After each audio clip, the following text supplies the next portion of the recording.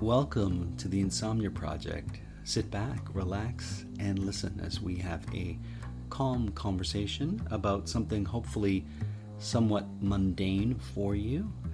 I'm Marco Timpano, and joining me is Me, Amanda Barker. Amanda. Welcome to the Insomnia Project. I want to start by thanking all our listeners, of which we have many all over the world, who listen to this podcast to help them with their need for sleep or for calming them down or just being company for them. For calm, no, rather than calming them down, because we all know that's a way to escalate anybody. Sure. I think we all have a need, a yearning for calming conversation, comforting conversation. Exactly. Tranquility in what we digest, whether it be listening, reading, or so on. Watching. Right. We are going to be going to a cranberry bog plunge at the end of next month. Wow, I didn't realize that was coming up in this one today. I just booked the tickets for it, so I'm kind of You're excited excited about yeah. it. Yeah, so we will put pictures of us diving in a cranberry bog, which is a very fall thing to do, I'm not I sure guess. if we're diving in. I think we wade in. We wade in, yes. Yeah, I don't think we do a head first. You know. It might be a little too cool for that in October, but stay tuned for that episode. But right now, we were in a few queues today, and if you don't know the word queue for lineup, I'll say we were in a few lineups today. Yeah, British. It's a British term to queue. Yeah, I love that term. Yeah, I hadn't heard it ever until I was pretty old, I think. There's the sound of the breeze outside. I don't know if people can hear that. But It's a bit of rain. We're not in our studio today, so you might hear some outdoor sounds. yeah, But we started the day by going to a drive-through for coffee. And That's true, It was a very positive experience because, I had a little... you had a freebie. I had a freebie. So, you know, when you collect enough stickers, so you've had enough coffees that every time you get a coffee, you get a stamp or a sticker and you apply it to a card. Well, as the listeners know, I love libraries. And I took out a book from the library, and inside that book, a person had left a full card of stickered coffees, and so I could use it for free coffee. A punch card, if you will. Yeah. Rather than, just like, you buy 8 and you get the ninth free or Right. whatever it was. And at this particular establishment, they honor those, and every coffee you get a little sticker on the back.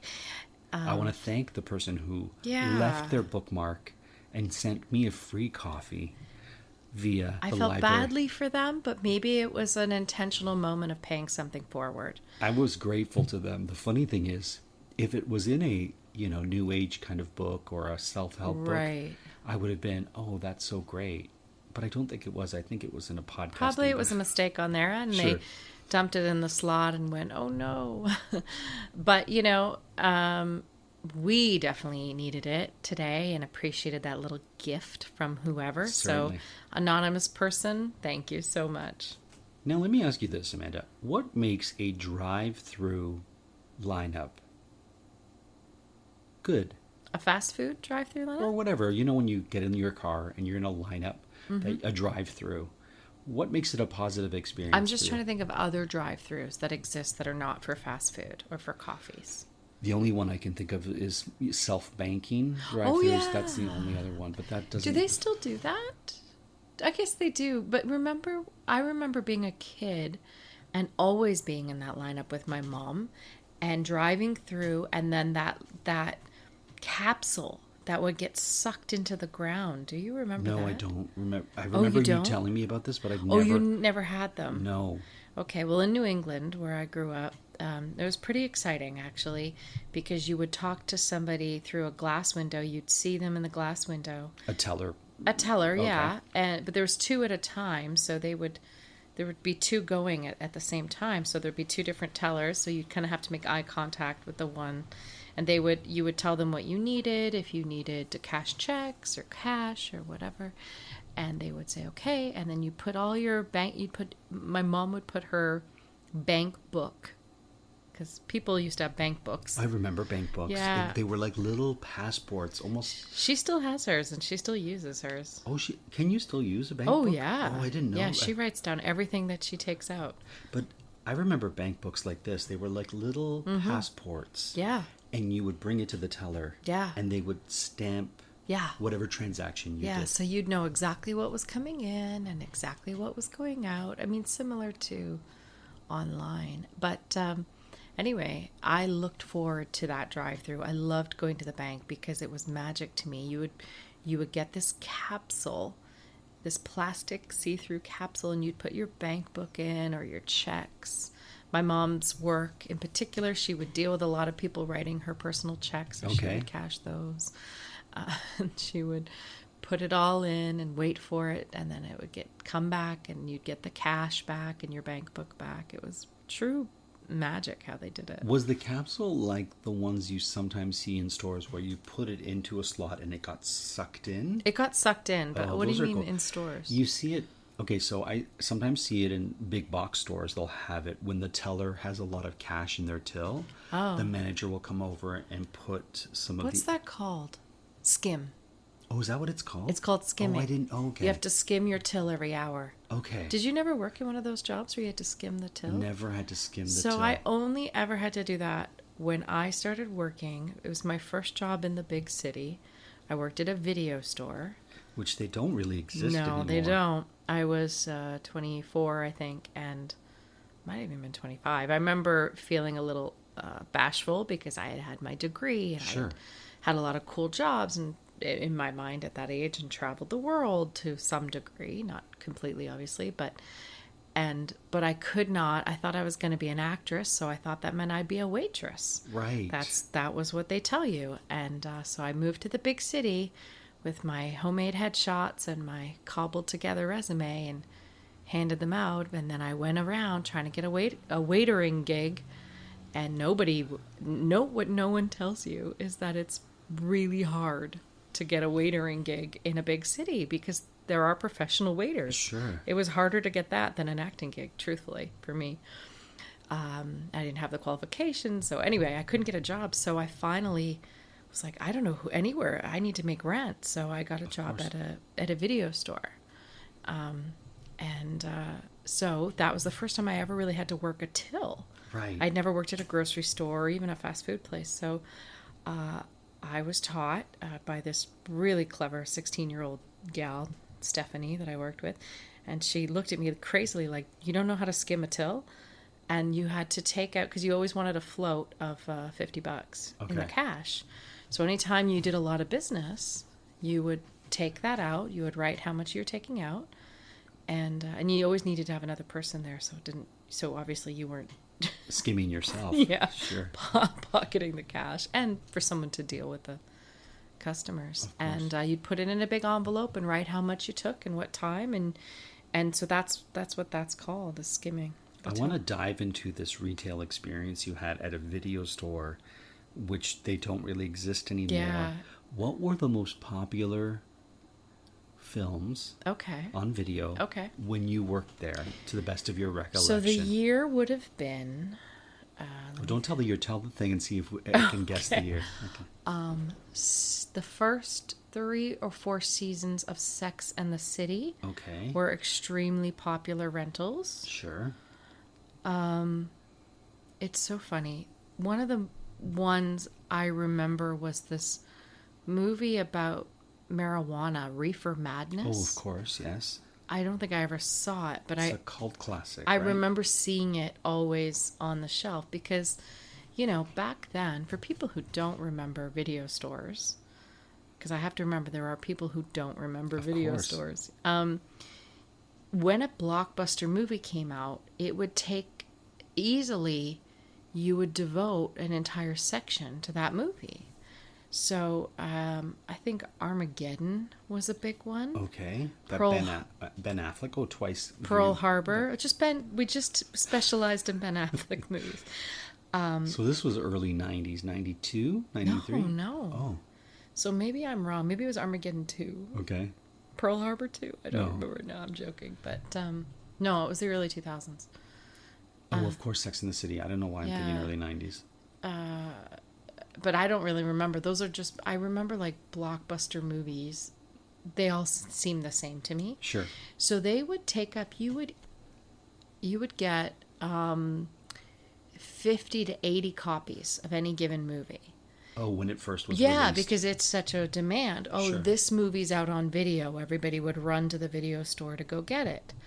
And so, you know, you would have probably 50 placeholders and maybe 80 copies. So you'd put 2 or 3 of... I managed to be in the video store when DVDs were the thing. Okay. Because then we all remember the beginning of them with VHS. But this was a DVD. And we did have VHS. We did have still VHS rentals, but they were few and far between because we were with the times. Sure. So we had DVD rentals. And we were in a very interesting part of the city.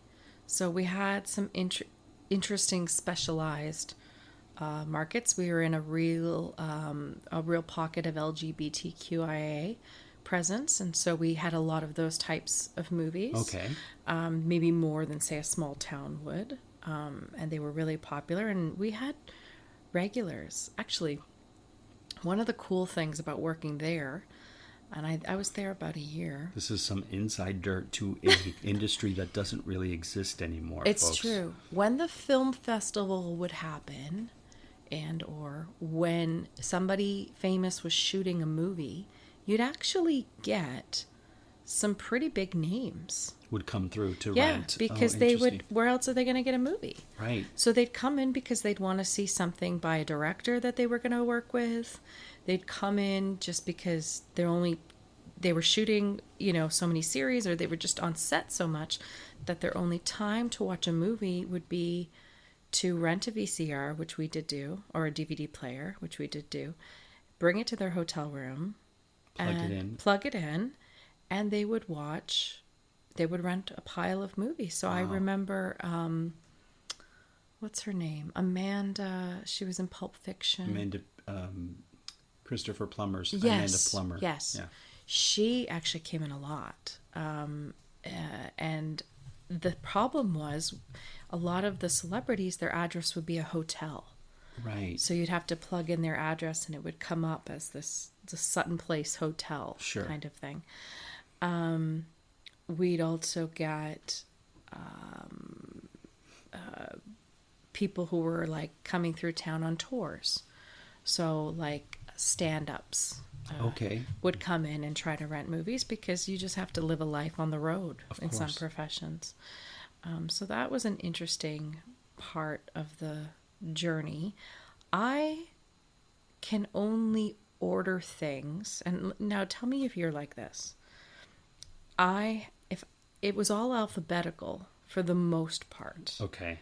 Wasn't it sectioned by genre? So comedies would be in one area. It was sectioned by genre in that, if you can imagine a horseshoe. Yes.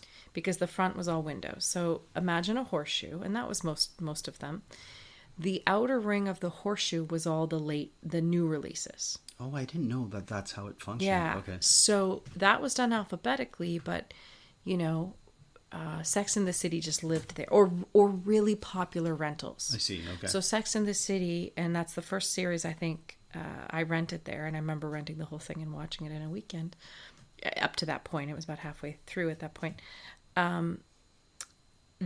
That was all the outer edge. Right. And then the columns in the middle, all the rows in the middle, what are they called, like in a grocery store? Aisles. Sure. Those were one at a time. So that there would be a section for kids. I see. LGBTQIA for us, although back then it would have just been called gay, I think. Mm-hmm. Movies is what we called it, or gay content. There was a section for Canadian movies in that particular store. So, and there'd be one copy of those films. Yeah. But anyway, so having to bring the films back, you'd have it on a little cart and you'd have to wheel the cart. I would take forever because I'm not great with, if something is K, I have to go through I have to sing the alphabet in my head till I get to K. Wow. To know where it lives. Okay. on the shelf. I know it's in the middle somewhere, Sure. probably the upper middle, but I don't know the two letters next to it until I would say L and M, but is that right? J and L is. Oh, K's L, and God, J. okay. Yeah, you know. But I don't know it. Like some people would really know. Like you knew that immediately. Right. I have to sing the whole alphabet song to get there. I don't know Okay. why that is.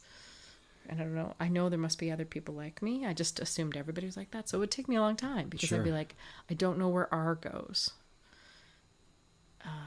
It goes somewhere in this world, but I don't Right. exactly Q know. and S. Yeah. Okay. So let me ask you this: Mm. would you get irritated when people didn't rewind the VHS tape? Because I know when I first started renting, Yeah. we would get charged if it wasn't rewound. We didn't. I think we told people we would. I do have a memory of opening them up and checking them to see if they had been rewound. I would probably, I think we would just say, next time, please be sure to rewind. But we had a rewinder under the counter. So you'd throw it in and just hit rewind and it would go really fast. Right. And so you could do it yourself. Because it was taboo to put an unrewound or half-watched video on the shelf. Isn't that funny? It is very funny.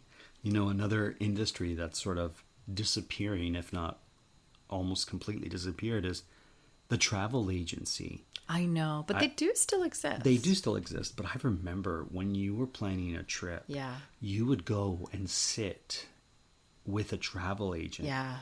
who would click a clack on their computer and then tell you what options you had, the times, Right. whatnot. Then they would print you out a physical ticket that was a big rectangle ticket that had all the codes and whatnot printed on it with your name for your travel. So there was a really well-known, travel agencies tend to be chains, right? Or like franchises. Some of them, and then Some of them. some you have Yeah. independent operators. Yeah. So there was a well-known, I think it still exists, chain. I don't know if you want me to say the name or not, but we don't need to. anyways, it claimed that it wasn't quite a travel agency, that it was something more user-friendly. Okay. But essentially that's what it was.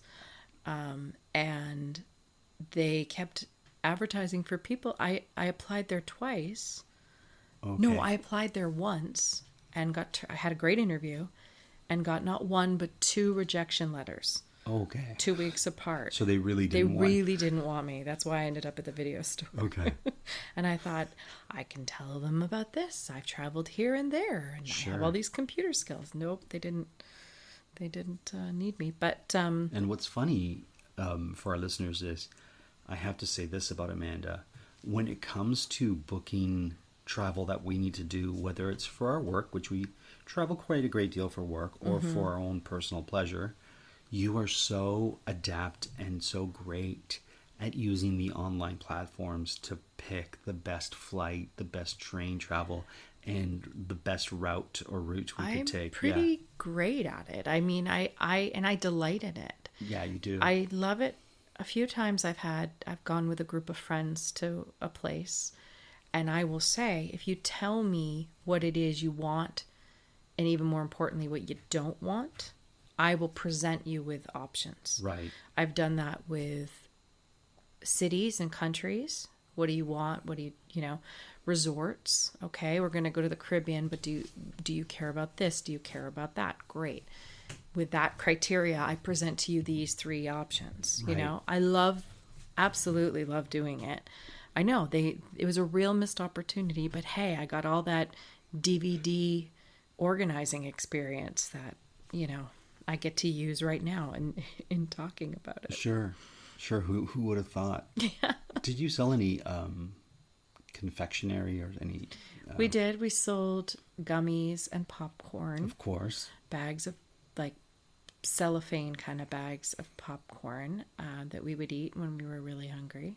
We sold, actually, the number one thing we sold was old copies. Oh, of course. Previously viewed copies of tapes and DVDs. Of course, because if you're getting 50 copies of a blockbuster Yeah. that just comes out, what happens 4 months later when it's That's no just longer... it. And 4 months is probably about what it was too. Okay. After about 4 months, you'd pare it down, and instead of giving them 8 rows in a chunk, you'd give them, you'd get 4, you'd probably have it down to 10 copies. And then Okay. after about a year or two, you'd really only need 2 copies of whatever that was. So the rest of them would go into a bin, and every month we would mark them down and sell them off. Sure. And people would buy them. And some people really loved to collect movies. I'm not one to rewatch a movie. Or how do you feel about that? Neither am I, really. Yeah, neither one of us are. There's a couple of movies, if they're on television, you and I will watch it. Mm-hmm. We'll be like, oh, Yeah, Moonstruck isn't is that on. fun? Let's It's watch almost it. like a roulette wheel or a sampler on TV these Sure. days. Not a lot of people even have. That's a car driving by, in case you're wondering. Not a lot of people have cable, and we haven't quite. For whatever reason, we've made the choice to continue with it. Although we do talk about just going to all our streaming platforms. Right. Of course, we've just increased those, so we probably should make a choice. But yeah, if something is on TV, like today, G.I. Jane was on TV, I would never make an effort to go watch G.I. Jane. Sure. I would never dial it up. But it was on, so I watched, a few scenes of it. Of course. So yeah, we would sell previously viewed copies, and it was just a way of selling off inventory. Did you ever find a gem while you were working there? A movie you may never have viewed and you took home one night and you were like, this is such a special movie. Yeah, I did actually. I watched a lot. I tried really hard. As I said, I was just starting out as an actor. I didn't have an agent, didn't have anything. And didn't know anybody. Sure. So I tried to educate myself on who was working in Toronto, what films were being made in Toronto. And at that time, I tried to rent a lot of any Canadian films I could. And so there was one movie called Way Downtown that I really loved. I just thought Never it was heard of it. really funny. Okay. It had, I can't even think, Don McKellar Okay. in it. And I can't remember anyone else, Sure. unfortunately. And I don't know if I bought the previously viewed copy or what, but I remember I showed it to my brother. So maybe he was visiting me. I don't remember. Or maybe I brought it home and showed it to him. And to New Brunswick, that is. He loved it so much that he always talked about it. And years later said he tried to find a copy of it, this movie, Way Downtown. Right. And the concept is 3 people who live downtown. I thought it was Toronto, but recently someone told me no, it was Calgary. So I'd have to look that up. But anyway, they live in a Canadian city in the middle of the winter. They live in condos and they all work in a building that you can access through the tunnels, through the downtown. Yes, of course. Okay. So they realize that actually there's a grocery store down there too. So they actually have no real reason to go into the outside world other than just wanting to. Like everything they could need, more or less, Right. Was indoors. was indoors. The gym, work, home, food. And so they make a bet with them, among the 3 of them, that whoever lasts the longest without going outside wins. I don't remember what they went. Sure. And so at first it's all very easy, but then as the weeks go by, they're trying to find ways to cheat. Like they'll walk by a revolving door just to try to breathe some of the outside air. I see. So anyway, it was a clever movie. I don't remember much else about how it ends, but yeah. But So you that was my undiscovered gem of that time. Fantastic. I only worked there like 8 months, maybe. Right. Well, we're winding down. Speaking of winding. We didn't No, realize we'd be talking about DVDs today. No, but please rewind this episode if you've gotten to the end and you haven't fallen asleep. I do want to say something. We often talk about Canadian things on this podcast. We're, of course, unabashedly Canadian. Mm-hmm. But I want to thank our listeners who are international listeners. Mm-hmm. We have a ton in Europe. We have so many in the U.S. Mm-hmm. who listen to our podcast. And they must just think, what do they do in that country? And then they just follow along with us when we go down these little maple leaf paths, shall we say. Well, if anyone is still awake and wants to locate where that video store once stood, it was at the corner of Yonge and Wellesley Yonge and Wellesley in Toronto. It's a pretty well-known intersection. I think there's a Starbucks there now. There is. Right? There was back then. It's still there. So that's where I spent. And I lived really like 3 minutes walk from it. So that was my first year in Toronto, my introduction. Didn't the Starbucks take over? No. What's in its place? A candy store. Oh, of all things. It's been a few things, but I think last I checked, it was a candy store. Yeah. It's not a video store anymore. It's a candy store. What's your favorite candy before we leave? Oh, gosh. Candy? I don't know. Runts was the first thing that came to my mind. Okay. That might be Canadian, too, the name Runts. Runts. The little sugary... I was just thinking of like little sugary bananas. Oh, I love... Can I name a brand? Of course. I love a bag of mixed Jelly Belly jelly beans. Okay. That's a great... How about you? Anything toffee. Oh, I love toffee. Yeah, see, I wasn't sure if we were just talking candy. I mean, if you get into the chocolate world, that's a whole other... This is the toffee world. It's neither chocolate nor candy, so... There's a toffee store. Listen, I have a lot of British sensibilities, and so for me, toffee would be number one. So there you go. But anyways, we've reached the end of the Insomnia Project. Thank you so much for listening. Thank you for joining us. And if you have any suggestions of episodes you want to hear us talk about, feel free to let us know on our Instagram, our Twitter, or on our Facebook page. Be kind, please rewind.